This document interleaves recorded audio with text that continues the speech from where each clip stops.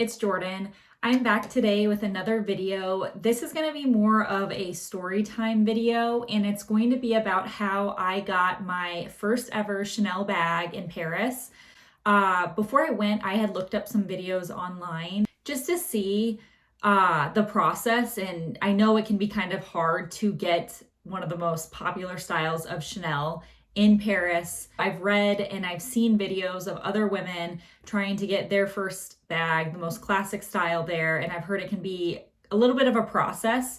So I just wanted to kind of give you the story, and if any of you are planning to go to Paris soon, maybe this would help you. I can't guarantee, but this was just my story. So if you're curious, keep on watching. So to start off, as you probably can all tell, I got the classic style Chanel bag. So to start off the story, I had this trip to Paris planned for quite some time. We went this past May, me and my boyfriend, who is now my fiance. I actually ended up getting engaged there, so I had no idea. So the trip became even more special. So I had looked up some videos because I knew I was at the point in my life where I really wanted to invest in my first Chanel handbag. I wanted a very classic style that I could wear with anything and that would be a good investment for me. So I had looked up some videos before I had left, and just to see what the process is like. How do you even go about it? I've never made this big of a purchase before. I've never, I guess, purchased from a luxury house that is a little bit harder to get your hands on an item. Usually Louis Vuitton is pretty easy. You can order online, unless the item's out of stock, of course, or like YSL, Gucci, all those fashion houses are usually pretty easy to get the item you want.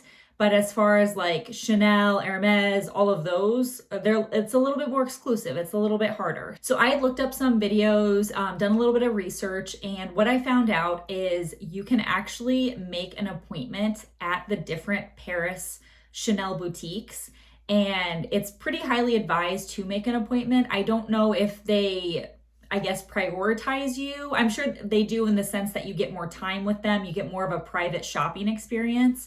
But as far as prioritizing you and getting you the bag you want, I don't know if that's how it works. But so I did go online and I did make a Chanel appointment. And I think I made it I wanted to do it at the original Rue Cambon location, but they were not accepting appointments at that location. And that is the original location where Coco Chanel started her first boutique. So I made a reservation at a different location, and then I tried to make another one at another location just in case, the more options, the better. But I wasn't able to under my name. So I actually, this is kind of funny. I actually made it under my boyfriend's name. His name's Brandon, and I guess my fiance now. His name is Brandon, and I made it for Brandy. So Brandy had her own appointment as well. So anyways, to the story, and you can fast forward too if you want to see more of the bag, but I just wanted to give you the story and to post this as a memory for me as I get older, because this is such a crazy story that happened to me. I'm just still shocked to this day. But so basically I created the appointment, 2 appointments, one for me and one for Brandy, and they were at different locations. And so everything was good. I was all set up. It was great. My first appointment was on the very first day that we landed. I wanted to hit the bar running. I made it for that day, the first day of our trip, because I figured if that location didn't have the style that I wanted, I would have the rest of the trip to go to other locations, talk to the stores, see if maybe if they all were out, maybe one would come in by the end of our trip. So that's the reason why. Now there's one note I will tell you of why this was not a good idea in my case that you may want to be wary of in case you're trying to do the same thing. And that's because we almost missed our flight, and it was not our fault. So this is where the story gets crazy. So we left and we had 2 flights to get to Paris from where I live. And our first flight was heavily delayed. And then to get on our second flight, we had about an hour layover, maybe 45 minutes. I can't remember exactly, which was too tight. I probably should have booked more leeway in between, but I didn't really think about it. I didn't think that, it would go awry. But anyway, so as we're in the flight, we finally get on our first flight. As we're in that flight, I'm checking the airline app. Oh my gosh, our next flight is boarding right now. And we are like halfway through the first flight. And I'm like, we're not going to make it. I'm talking to Brandon. I'm like, we're not going to make it. Oh my gosh, what are we going to do? I had all these things booked to go do. We were doing the Eiffel Tower. I had my Chanel appointment. I started freaking out. And he was like, Jordan, it's going to be okay. The second this plane lands, we are going to get up and we are going to run down the aisle. And we were in the back of the plane, mind you. And so the plane lands. I'm sorry, let me back up. Before the plane land, we let the flight attendant know, hey, our next flight has boarded already. When we land, when we're taxiing, is there any way that we could somehow get to the front just to get there so we can make it? It's an international flight. And the lady was very rude and she was like, absolutely not. A lot of people have tight connections. And I said, okay, well, that's fair. Like, we'll just try to hurry on out, whatever. So the plane lands. And the gentleman who was sitting in the aisle next to Brandon and I, he goes, you guys need to get up now and go. You just need to run. So Brandon gets up, he grabs his bag, he starts booking it down the aisle. And so I grab my stuff and I'm trying to run after him too. We get to the front, we get off really quickly, and we are in a whole entire separate terminal, not even close to the terminal we're supposed to be in. We literally had, I think it was like 15, 20 minutes probably of walking to get to that next terminal. You had to go down escalators, go up escalators, do the breezeway, walking path things. And so Brandon just takes off and he goes, I'll get there. You just take your time. Like, you get there when you can, but I'm going to run ahead and get there and let them know that we're here. So he takes off running. I'm running as fast as I can. I have all my baggage, everything. I'm just trying to get there. I'm not a runner. Brandon is. So luckily I'm happy he went ahead of me. But so I'm getting up the escalators, getting down. I'm like to the point where I'm like, I cannot run any longer. Like, my lungs are killing me. Like, I physically cannot. So I stopped. I literally started tearing up. I'm like, this isn't for me. Like, we're not going to make it. It's done. Like, we're just going to have to find the next flight and get on it. And, we're going to miss the big things, the first couple big things that I had planned. So I finally get the energy. I start running again. I finally get to the gate. As I'm pulling up into the gate, I see Brandon there at the door. They had just almost closed the door and they were holding it for us. So holy cow, at that moment, I'm terrified to fly, just so you know as well. And so the fact that we got on that plane, the second we got on that plane, like, just relief. I was like, we finally made it. Oh my gosh. Like, I just could not even believe that we had done it. I'd never been happier to get on a plane in my entire life, and I absolutely hate flying. So that was just kind of a funny story. So we got on the plane. My lungs are killing me. I don't know what I did, but I definitely overexerted myself. But we finally got on there and we had like an 8-9 hour flight to Paris. We get there, everything's just fine. So we go to the hotel, we check in. Hotel is lovely. By the way, we stayed at the Hotel Grands Boulevards. And if you're ever in Paris, I highly recommend. The price was great, very cute, quaint boutique hotel, excellent service. So I'd highly recommend. I think it was in the second arrondissement, if I'm not mistaken, but it was a really great location too. So we get to the hotel, we change, we freshen up, and I'm like, we're going to the Chanel. Like, we have our reservation. We are going there right now. So we went, I think we stopped at a cafe real fast, had something just to give us some more energy to continue on with the day. We show up at the Chanel store that I had created that appointment for. We walk in, and usually this has happened to us at the couple locations we went, but we walked in and the gentleman was like, hi, miss, do you have an appointment? Are you here looking for something in particular? And I said, yes, I have an appointment. So he said, okay, just walk around and I will go get someone who will be meeting with you. So we browsed around, then the guy came and he was kind of nice. I mean, I wouldn't say he was like the most over the top nice, but so he asked me first off, what is the item you're looking for? And I said the Chanel Classic Flap, small size, I think small or medium. I don't think I really cared at that point, in gold tone hardware. And he said, we don't have that here. We do not have that in. And I said, okay, will you be getting one in by chance? And he said, no, we will not be. And then he said, there is another location right down the street. If you go out and continue down, you'll run into another location. I would suggest you stop in there and see if they might have it. And he said, honestly, it's very, very slim possibility, but I would go check it out just to be sure. And mind you, I had made Brandy's appointment for another day. So that was kind of another safety blanket in case this store didn't have it. You know, we at least still had that one to go and try. So anyway, so we take it as his advice, and we walk down the street to the next location, which was the 31 Rue Cambon, the original Chanel location that you could not get an appointment at. It has the very popular, famous staircase with the mirrors. So we walk in there and someone greets us again, and they said, do you have an appointment? Are you looking for something in particular? And I said, I don't have an appointment, but I am looking for something in particular. The medium or small classic flap, caviar leather, gold tone hardware, in black. And the gentleman said, let me go find someone to meet with you. If you want to go up on the, I think he said second floor, and browse around, I will have someone meet you there. So we go up and we're waiting, we're looking around. Finally, there's a couple seats there. So we sat down, and I would say probably 20, 25 minutes went by, and I'm looking at my phone. I'm like, Brandon, I don't think anyone's coming. Like, I think they forgot about us. He goes, no, Jordan, relax. Someone's going to come. Like, you're stressed out. He's like, just relax, just play cool.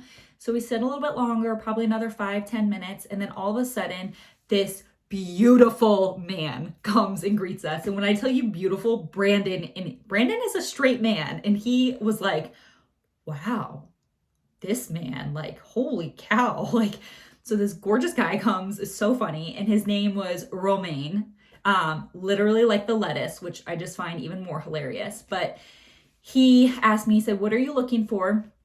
And I said, again, the same thing I've been saying. And he says, okay, let me go check on that. And he disappears, and he's gone for probably another 10 to 15 minutes. Then he comes back again, and I'm like, okay, well, I highly doubt he's going to have it. I didn't have high expectations at all going into this from all the other people's videos I had seen. I was not keeping my hopes up super high, still hoping, but I wasn't going to be disappointed if it didn't work out. So then he comes back and he says, follow me. And when he said, follow me, I'm like, Brandon, we're following him somewhere. He must have the bag.